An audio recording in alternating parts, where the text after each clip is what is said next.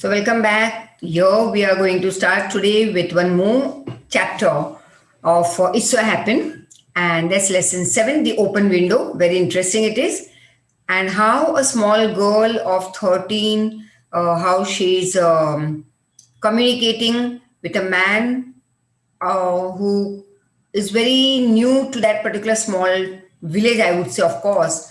And what are her dialogues with that particular person, and whether she's a mischievous girl, a notorious girl, or whether she's whatever she's saying is a reality, that we come to know at the end of the lesson.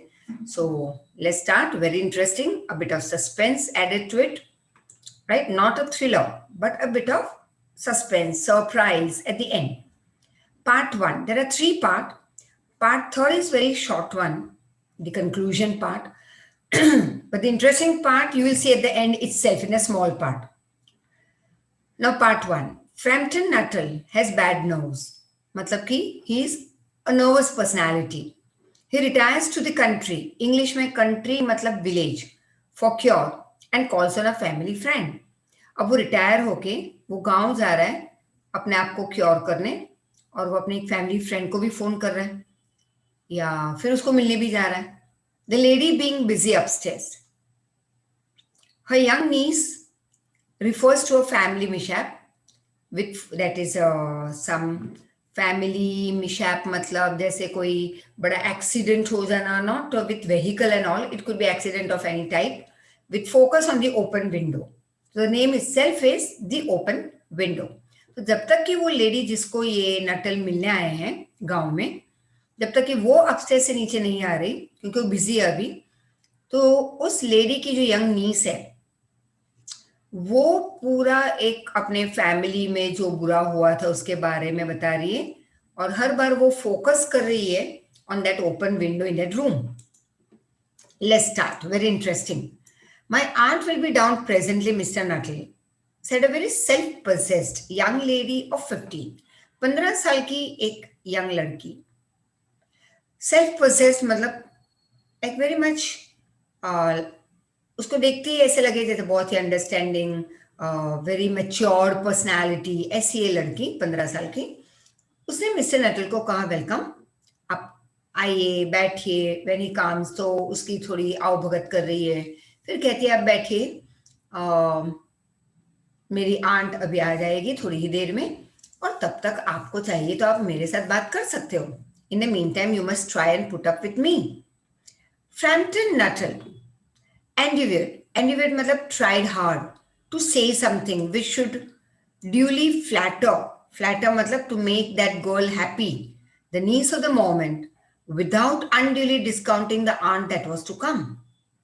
अब यह आदमी बहुत hard कोशिश मतलब he was trying very hard कि वो ऐसा कुछ कहे जिससे कि वो नीस खुश हो जाए, और साथ साथ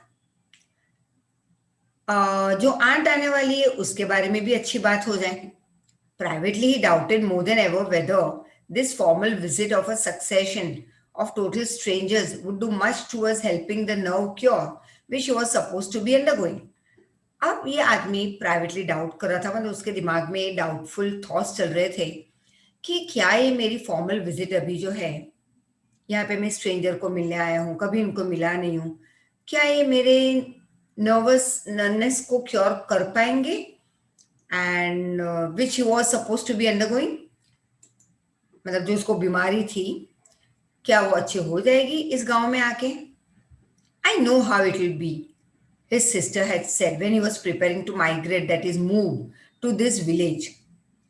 मतलब नटल की बहन ने बताया था जब वो अपनी बैग पैक कर रहा था, तैयारी कर रहा था इस छोटे से गांव में आने की, तो उसकी बहन ने कहा था मुझे पता है इनिशियली तो तुम्हें एडजस्ट होना होगा, you will not like it, I know how it will be, you will bury yourself down there. मुझे तुम्हारे नेचर के हिसाब से पता है कि तुम अपने आप को एक जगह पे अपने ही घर में अकेले रहोगे, बंद करके अपने आप को. you will bury yourself down means तुम बहुत ही सैड रहोगे, अकेले रहोगे. you will not speak to any living being over there and your nose will be worse than ever from mopping, right? और तुम पहले से ज्यादा तुम्हारी जो सिस्टम है, तुम्हारी जो बीमारी है वो बढ़ जाएगी। I shall just give you letters of introduction to all the people I know that. और उसकी बहन पहले इस गांव में आ चुकी थी, रह चुकी है, तो उसने कहा मैं जितनों को पहचानती हूँ उनके लिए मैं इंडिविजुअली एक एक लेटर लिखूंगी मेरी तरफ से, तुम जाके उनको दे देना, and they will be of help to you, और फ्रेंडशिप भी हो जाएगी तुम्हारी, तो तुम्हें अकेलापन नहीं लगेगा उस गांव में, अच्छे भी हो जाओगे जल्दी जिसके लिए तुम उस गांव में जा रहे हो।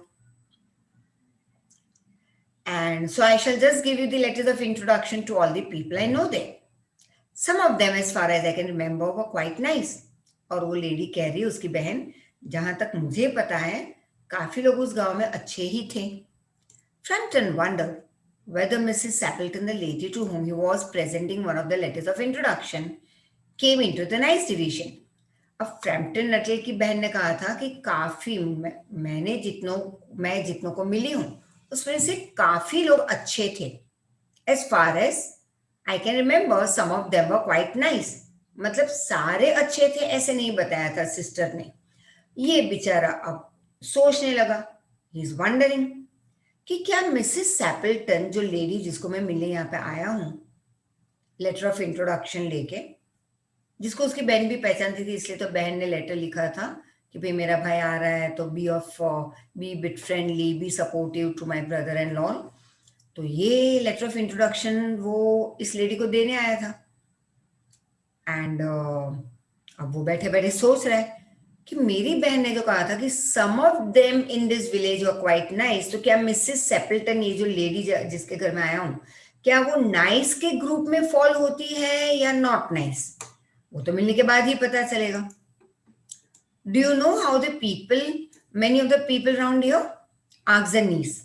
अब ये नीस ने ये पूछा कि क्या तुम इस गांव के लोगों को पहचानते हो. When she judged that they had sufficient silent communication. Had one is helping verb, one had is, देखो ये दो had है, they had, तो हम एक complete action भी ले सकते हैं, that I had my food. तो like one is helping verb, the other is complete action.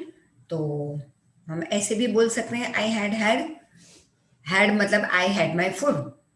अब ऑलरेडी पहले लिया था तो I had my food, right. मतलब when we talk it in perfect tense. तो नीस ने उसे जज किया और देखा कि काफी लंबे समय से हम दोनों के बीच में कोई बातचीत नहीं हो रही, तो उसने एक क्वेश्चन रेज किया, जस्ट एक सिंपल टॉक स्टार्ट करने. Hardly a soul, said Framton. बेचारा, उसने तो जो सही था सच था बता दिया. Oh, hardly a soul. Hardly a soul मतलब मैं नहीं पहचानता किसी को इस गांव में. My sister was staying here some 4 years ago and she gave me the letters of introduction to some of the people here. उसने कहा मेरी सिस्टर 4 साल पहले यहाँ रहती थी और उससे मुझे वो जितनों को पहचानती थी उनके उसने लेटर ऑफ इंट्रोडक्शन दिए हैं, so that I could come to know the people in this village because I'm going to stay here now. He made the last statement in a tone of distinct regret. Regret मतलब पछताना, यार मैं कहाँ फंस गया, शायद इस तरह से उसका लास्ट स्टेटमेंट कुछ ऐसा ही था. Then you know practically nothing about my aunt, pursued the self-possessed young lady. अबे यंग लेडी ने जो एकदम शांत और ऐसी थी, she pursued, she continued and she asked a question. ओह, इसका मतलब ये कि तुम इस गांव में किसी को नहीं पहचानते और तुम्हें मेरे आंट के बारे में तो प्रैक्टिकली कुछ पता ही नहीं कि वो क्या है, कौन है, कैसी है, किस तरह की लेडी है. You must not be knowing, क्योंकि तुम किसी को नहीं जानते इस गांव में. एंड दिस बेचारा आदमी, he said, he admitted the caller मतलब जो बात कर रहा है, एडमिटेड मतलब उसने जो सही था बता दिया. I know only her name and address. उसने कहा मैं तो सिर्फ नाम जानता हूँ और address. He was wondering whether Mrs. Sappleton was in a married or widowed state. अब बेचारा ये आदमी ये भी सोचने लगा कि जिसको मैं मिलने जा रहा हूँ, अब ये जो लेडी ऊपर से आएगी मिसेस सैपल्टन, वो विडो है या मैरिड है, कैसी होगी. An undefinable something about the room seemed to suggest masculine habitation. Masculine habitation मतलब जैसे उस घर में मर्द भी रहते हो, ऐसा कुछ वहां पे काफी चीजें पड़ी हुई थी. देखो यहाँ पे मीनिंग लिखे हुए हैं. Suggests that the room belonged to a man, right? अब तो अब बताने की जरूरत नहीं थी, लेकिन कुछ an undefinable something about the room, मतलब रूम में क्लैरिटी वाला तो कुछ नहीं था, लेकिन कुछ कुछ ऐसा बता रहा था। उस रूम में जो सारी चीजें पड़ी थी वो एक हिंट दे रही थी कि इस घर में शायद मर्द भी रहते हैं। This room belong to man and her great tragedy happened this 3 years ago। अब देखो, इस लड़की को पता है कि वो नटल नहीं बताया था कि भाई मेरी बहन 4 साल पहले यहाँ रहती थी, 4 साल पहले यहाँ से शिफ्ट हो गई। अब ये लड़की के हर एक डायलॉग सुनना ठीक से, वर्ड्स 3 years 4 years ये सब ध्यान में रखना। हर ग्रेट ट्रेजेडी, उसने तो भाई बात स्टार्ट कर दी, क्योंकि चुपचाप बैठे रहना और कोई मेहमान आया है उसको अकेले छोड़ के जा भी नहीं सकते, तो जब तक कि आंट ना आए उस लड़की को तो बैठना ही पड़ेगा वहां पे। अब वो लड़की ने अपनी बात स्टार्ट की कि हाय मेरी आंट, हर मतलब माय आंट, उसके लाइफ में बड़ी दुख भरी चीज हुई थी। A great tragedy happened. कितने साल पहले? 3 साल पहले। And that would be since your sisters time. और वो शायद तुम्हारी सिस्टर यहाँ पे थी तब या शायद उसके बाद। फ्रैम्पटन ने पूछा, my God, her tragedy? somehow in this restful country spot tragedy seemed out of place। अभी क्वेश्चन मार्क क्यों? क्योंकि फ्रैम्पटन को लगा कि इतनी शांत पीसफुल गांव में, रेस्टफुल कंट्री मतलब पीसफुल गांव में ट्रेजेडी भी हो सकती है। ये तो मुझे स्पॉट ही नहीं हुआ, मतलब ये तो यहाँ पे कुछ देखने लायक है ही नहीं कि अभी ट्रेजेडी भी हो सकती है। मुझे लगता है tragedy is out of place, right? So somehow in this peaceful village spot tragedy seemed out of place। Tragedy का होना impossible. You may wonder why we keep that window wide open on an October afternoon। अब ये ठंड का मौसम है, अक्टूबर afternoon, और हमने ये बड़ी सी विंडो क्यों खुली रखी है इस रूम की? आपको भी थोड़ा सरप्राइज लगा होगा। said the niece, indicating that is showing a large French window that open onto the lawn। मतलब कि ऊपर से नीचे तक की जो बड़ी विंडो होती है वो खुली हुई थी, टुवर्ड्स द लॉन, गार्डन की तरफ खुली हुई थी। It is quite warm for the time of the year, said Frampton. लेकिन फ्रैम्पटन ने कहा ठीक है, ये मंथ है तो साल का ये October month is quite warm रहता है, but has that window got anything to do with a tragedy? लेकिन क्या आपकी आर्ट की दुख भरी कहानी के साथ या दुख भरी रियलिटी या ट्रेजेडी के साथ इस विंडो का कुछ कनेक्शन है? Has that window got anything to do with your arts tragedy? Now the girl starts, out through that window 3 years ago to a day, matlab to a day means till today, my aunt husband and her 2 young brothers went off for their day shooting करने निकल गए थे ना, animal hunting, bird hunting. They never came back, और जो गए तो गए 3 साल पहले, आज तक नहीं लौटे। इन क्रॉसिंग द मूर, मूर मतलब ग्रास एरिया, ग्रास लैंड, यहाँ पे सारे मीनिंग दिए। In crossing the moor to their favourite shooting ground. अब ग्रासलैंड क्रॉस करके उनको पहुंचना था एक अलग ग्राउंड पे जहां पे वो शूटिंग करते हर बार। They were all three engulf in a treacherous piece of bog.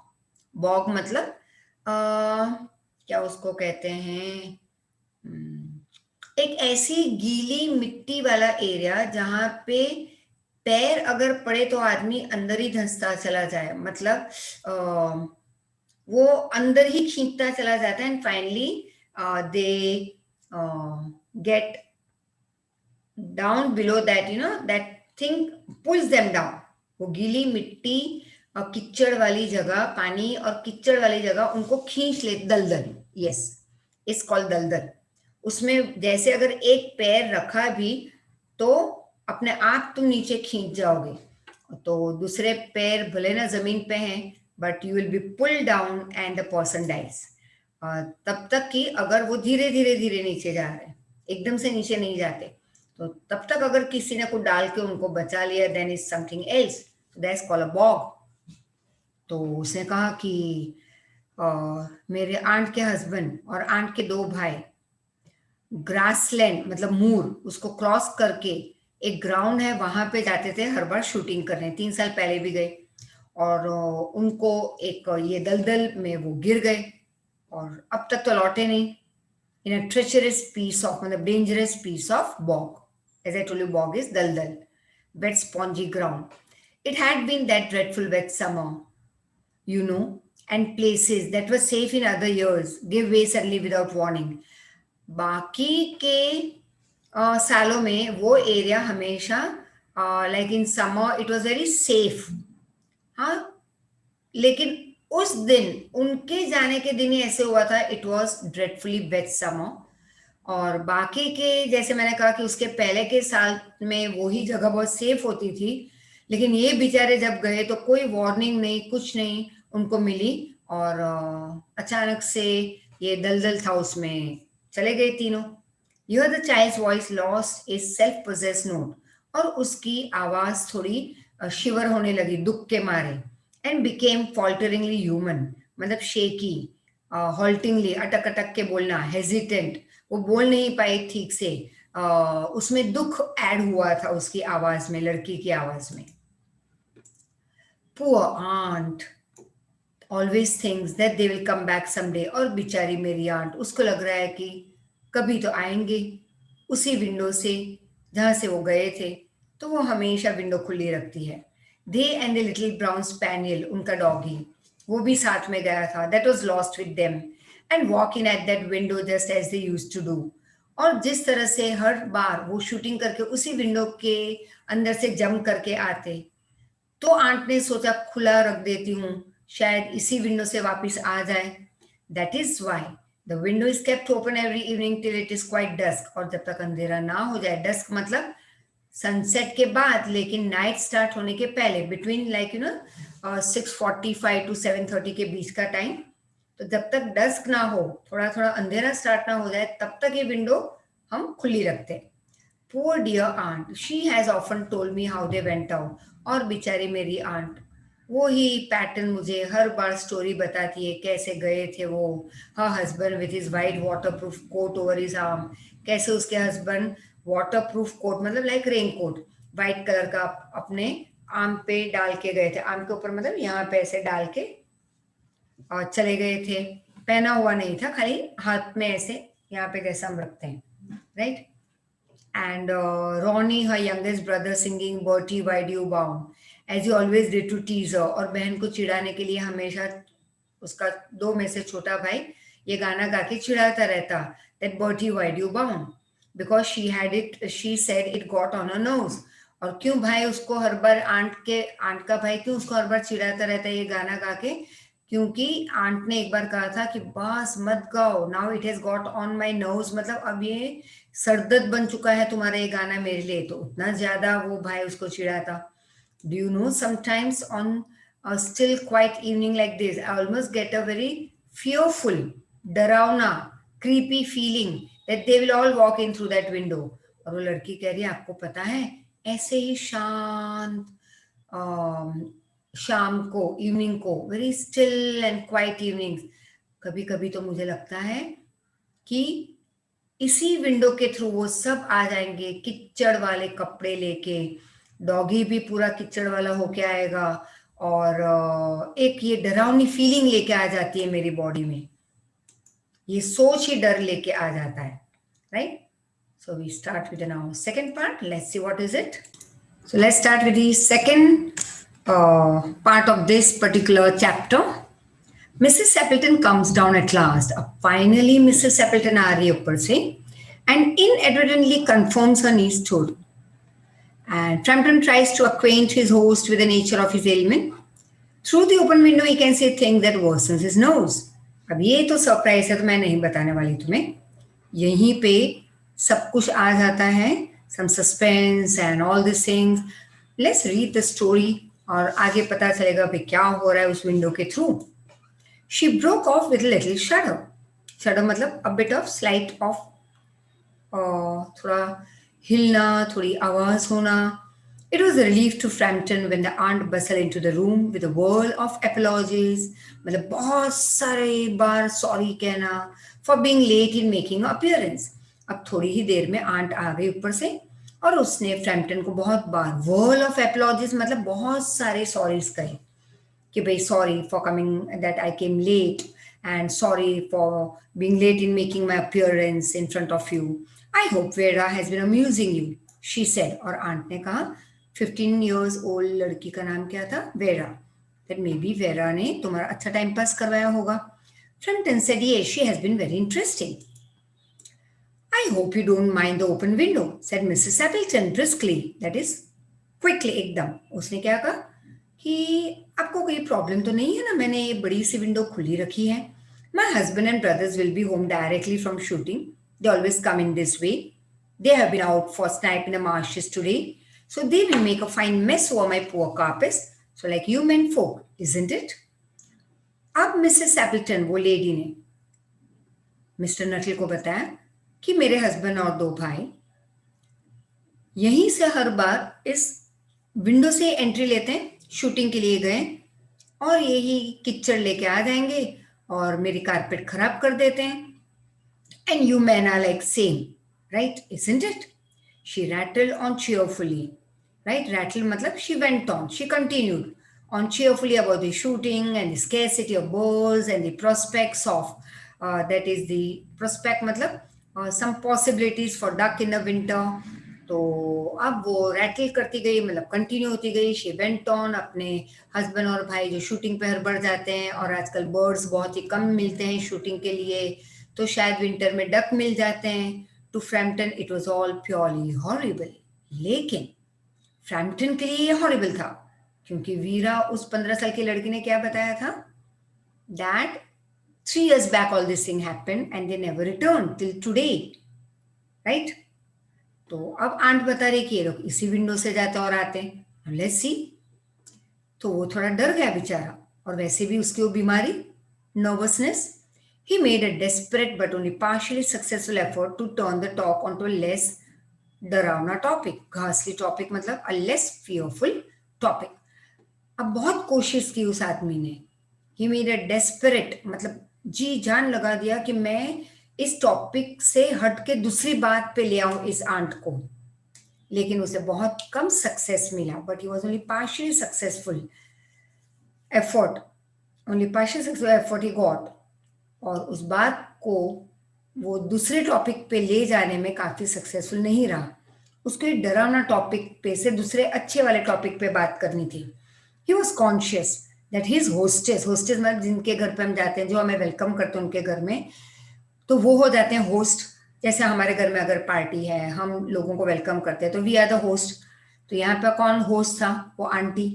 तो this man Nuttall was conscious that is hostess was giving him only a fragment of attention. अब उसको पता चल गया कि ये लेडी उसकी तरफ तो ध्यान दे ही नहीं रही, खुद की ही लंबी लंबी बातें चालू ही है उसकी, उस हस्बैंड की, 2 भाइयों की, डॉगी की, किच्चड़ वाले जूते के निशानों की उसके कारपेट पे, ओपन विंडो की. बस आंट वो ही बातें किए जा रही और ये आदमी बेचारा धीरे धीरे धीरे ज्यादा डर रहा है.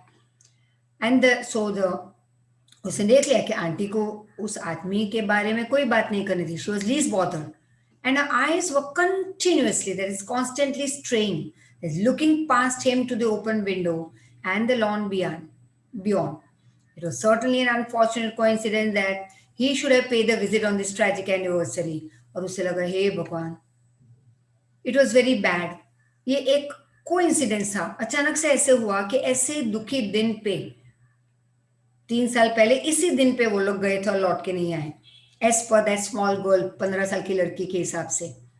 तो अब ये नटल कहते हैं अरे भाई मैं कहाँ आज आ गया ऐसे दिन में. तो ये तो कोइंसिडेंस, मतलब ये अचानक ऐसे हुआ कि आज ही के दिन वो गायब भी हुए थे तीनों लोग कुत्ते के साथ, और मेरा आना भी इसी दिन हुआ उनको मिलने. ये तो बहुत बुरा हुआ. The doctors agree in ordering me complete rest. अब इसने कहा, वो अपनी स्टोरी कंटिन्यू कर रहा है कि डॉक्टर ने मुझे कहा है कंप्लीट रेस्ट लेने, and absence of mental excitement, मुझे ज्यादा एक्साइट नहीं होना है, मुझे शांत रहना है, मुझे डरना नहीं है, and avoidance of anything in the nature of violent physical exercise, और कोई वायलेंस हो आसपास में वो सब मुझे नहीं देखना है, मुझे अवॉइड करना है. Announce Frampton to the lady who laboured under the tolerably widespread delusion. Delusion मतलब बिलीफ, फॉल्स इंप्रेशन, ऐसे that total strangers and chance acquaintances are hungry for the least detail of one's ailments and infirmities, मतलब complain of sickness, their cause and cure.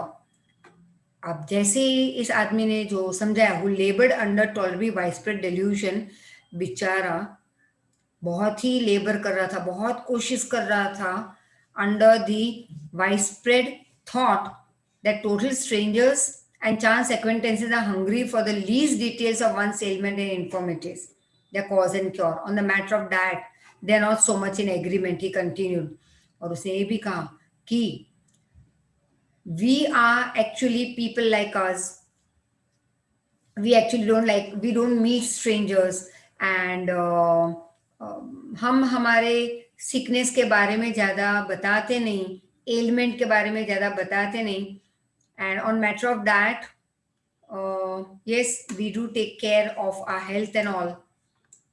And Mrs. Apple said no, in a voice which only replaced a yawn at the last moment. No. Then she suddenly brightened into alert attention, but not to what Frampton was saying. वो तो Frampton की बात ही नहीं सुन रही थी. उसके मुंह पे एकदम से ना अलर्ट अटेंशन आ गया, ब्राइटनेस आ गई, चमक आ गई मुंह पे. इसलिए नहीं कि फ्रैम्पटन क्या बोल रहा था, इसलिए कि उसने उस विंडो के थ्रू कुछ देखा. Here they are at last, just in time for tea. And don't they look as if they were muddy up to the eyes? She cried. और एकदम से वो लेडी खुशी के मारे चिल्लाई कि अरे बाप रे, ये देखो तो ये सब आ रहे, दो भाई, हस्बैंड और वो डॉगी, और टाइम पे, टी टाइम पे आ गए. देखो देखो, आंखों तक मिट्टी से भरे पड़े हैं. फ्रैम्पटन तो डर गया बेचारा कि मरे हुए लोग कैसे आ गए. Frampton shivered slightly and turned towards the niece with a look intended to convey sympathetic comprehension. और वो उस नीस की तरफ देख रहा था कि ओ आई एम सो सॉरी, आपकी आंट को कुछ तो गड़बड़ लग रही है. उसे नहीं पता था कि ये पीछे से एक्चुअल में लोग एंट्री ले रहे हैं.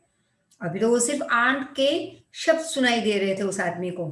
तो बेचारा, नाउ व्हाट टू डू, बेचारी आपकी आंट कितनी शॉक में है. देखो तो 3-3 साल हो गए, अभी भी यही बोल रही है कि वो लोग आ रहे हैं थ्रू द विंडो.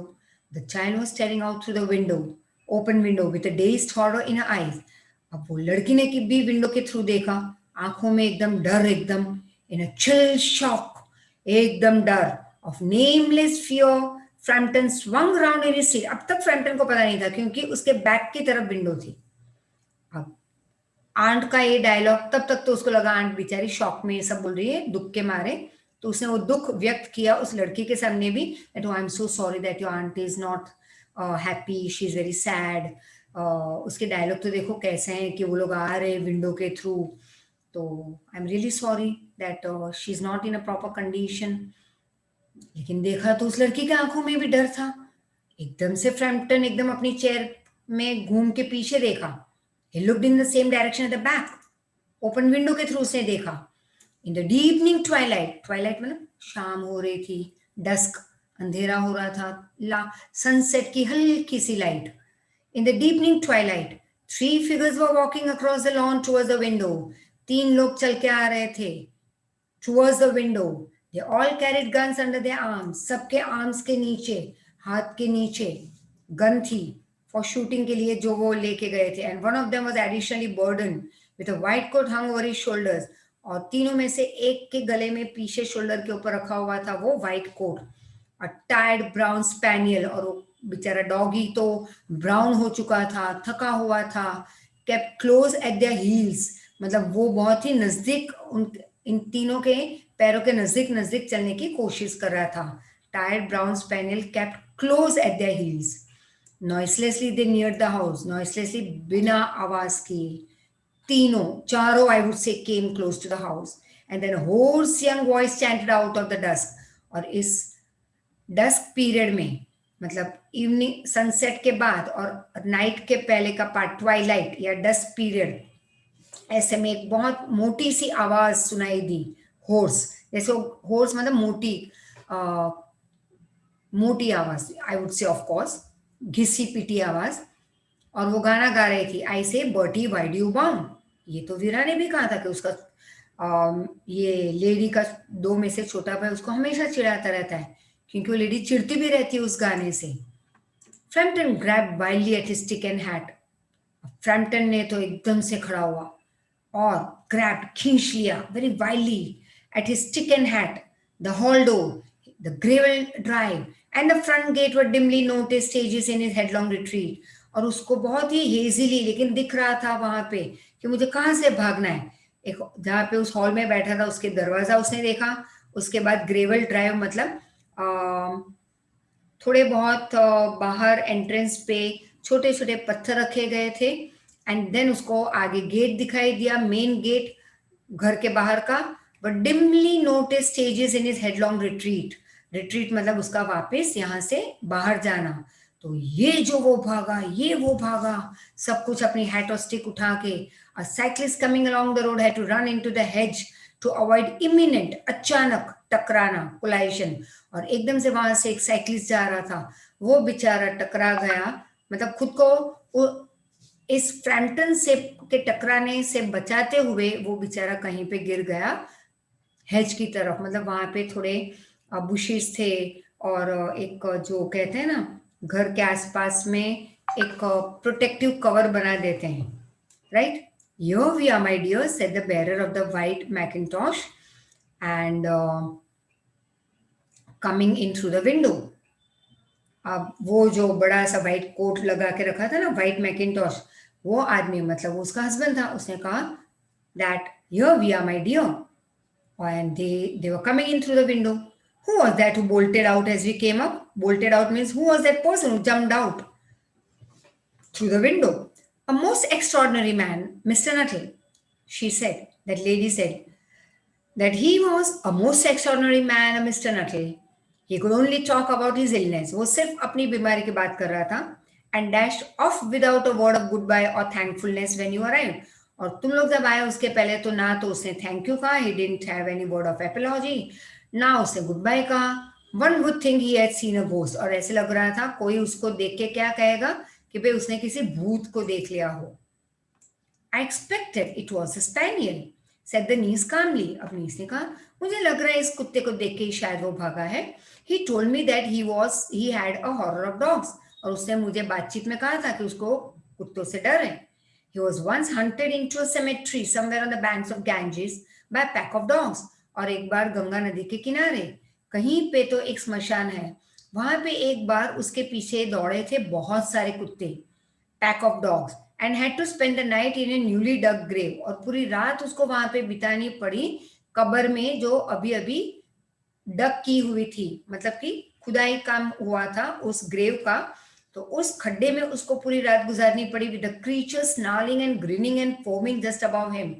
और वो तो था उस खड्डे में, और ऊपर थे सारे कुत्ते जो स्नाल कर रहे थे, ग्रीन कर रहे थे, फोम कर रहे थे, मतलब ये चिल्ला रहे थे, डरा रहे थे उसको. Enough to make anyone lose their nerve. और तब से आज तक तो वो कुत्तों से इतना डर रहा है. नेचुरली ऐसा होने के बाद लाइफ में कोई भी आदमी डरेगा. ऑल दिस थिंग उसके साथ जो हुआ, that was enough to make anyone be always nervous of dogs, lose their nerve. Romance at short notice was a specialty. This is the suspense of the story. Romance at short notice मतलब instantly story banana was this young girl of 15 years vera का उसकी speciality थी. उसने ये झूठ मूठ की story बनाई थी आंटी के आने के पहले. इन शॉर्ट उसने सब जान लिया था कि उसकी बहन कब यहाँ से निकली, और मतलब कि 4 साल पहले उसकी बहन गई थी इस आदमी की, फ्रैम्पटन की, नटल की. फिर like this man came over here, तो उसने 3 साल पहले की वीरा ने स्टोरी बनाई कि तब तक तो उस आदमी की बहन भी नहीं थी.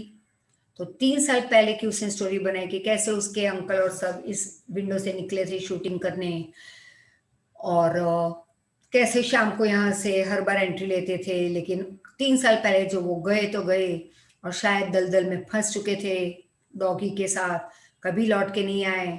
और इंस्टेंटली उसने ऐसी जो एक कहानी बनाई कि वो आदमी बेचारा यहाँ पे पीस के लिए आया था, अपनी बीमारी जो नर्वसनेस को हटाने आया था इस पीसफुल गांव में, और ज्यादा डर गया और उसकी बीमारी बेचारे की बढ़ गई. तो ये लड़की कुछ ऐसी ही थी. She always used to make stories at very short notice, और सस्पेंस क्रिएट करती लोगों की लाइफ में. So romance at short notice was her specialty. written by H. Munro by the name Saki. Okay? So go through it, very interesting chapter, and I'll see to it. If I get a video on it, I'll just send it to you after this particular video. So thank you so much. Take care. The Open Window by Saki is the story of Vera, a very self-possessed young lady of 15, who uses her vivid imagination to play a prank on Frampton Nuttall, a man undergoing a nerve cure. Her imagination also helps her explain his strange behavior to her aunt and uncle. Curtain rises to reveal the living room of Mrs. Sappleton's country manor house. Doors left and right.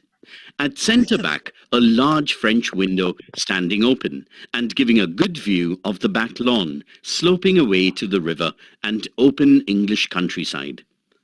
Time: autumn evening, gathering twilight.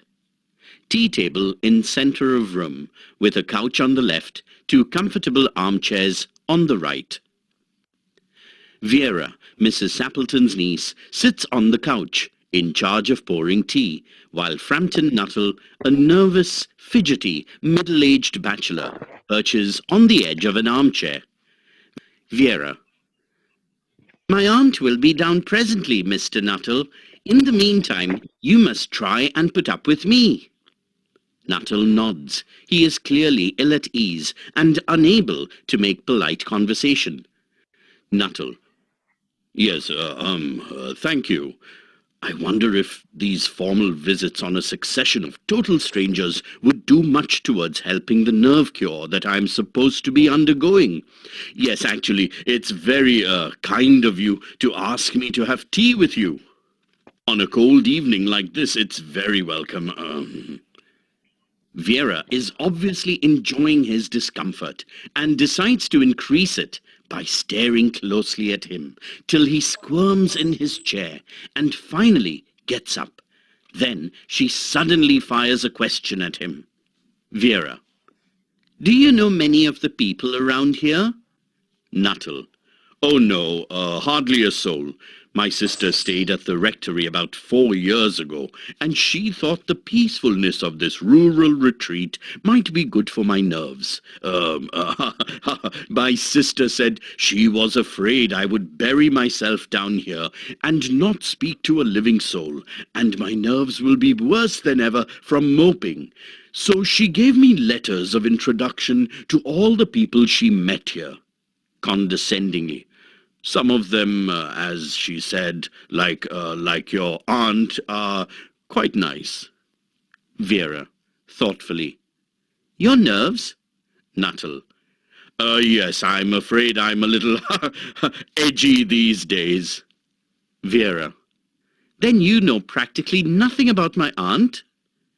Nuttall: Only her name and address. I must admit, I was wondering whether Mrs. Sappleton was in the married or widowed state. Vera, sadly: Her great tragedy happened just 3 years ago. That would be since your sister's time, so naturally she couldn't have told you. Nuttall, startled: Tragedy? Vera: You may wonder why we keep that large French window wide open on an October afternoon. Nuttall: Well, it is quite warm for the time of year, but has that window got anything to do with the tragedy?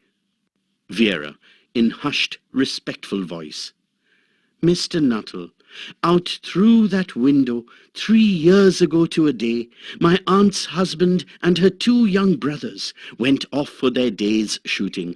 They never came back.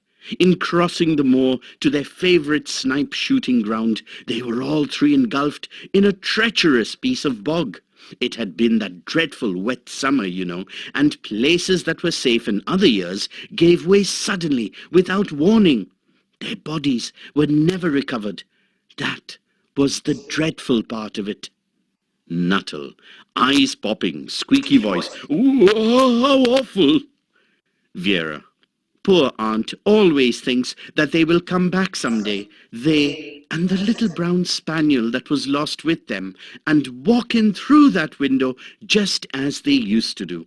That is why the window is kept open every evening till it is quite dusk. Nuttall cannot speak, but sits gulping. Vera, almost tearfully.